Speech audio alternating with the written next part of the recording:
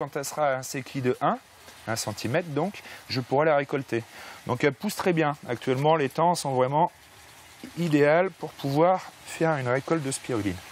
C'est la 3e saison de production pour Frédéric Raymonde et cette année, le temps est idéal pour récolter cette microalgue baptisée spiruline.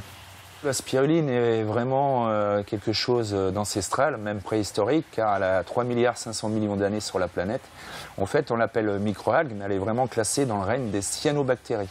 Donc c'est grâce à ces petites cyanobactéries que l'oxygénation de la vie s'est faite sur la planète. Utilisée par de nombreuses civilisations à travers les âges, elle a fait son retour dans les années 80 et suscite la curiosité pour sa richesse nutritive.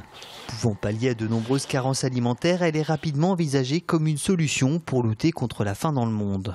Évidemment, quand on pense à la malnutrition, on pense tout de suite à Afrique, les enfants malnutris. Mais il faut savoir que nous, en tant qu'Occidentaux aussi, il faut qu'on pense à des nouvelles sources de protéines pour le futur.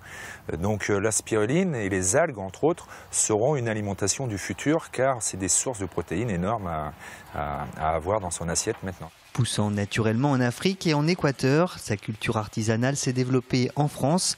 Il existe à ce jour 115 spiruliniers dans l'Hexagone, rassemblés sous le sigle de la Fédération des spiruliniers de France. C'est vraiment un travail passion, parce que si on n'est pas passionné par cette culture, après on tombe dans du productivisme. Mais vu que c'est quand même une culture de tous les instants et qu'il n'y a pas de plan type d'installation spiruline, on est toujours dans la recherche et développement sur le produit. En France, la spiruline pousse sous serre d'avril à octobre dans une eau à 37 degrés avec un boom sur les mois d'été et offrant une productivité hors norme. Si le climat est idéal, le soleil et la chaleur est là, on arrive à récolter 25% du bassin par jour. Ce qui est intéressant, puisque en récoltant 25% par jour, la spiruline repousse aussitôt de 25% par jour. Donc ça fait qu'on peut récolter quasiment tous les jours une fois que la saison est partie.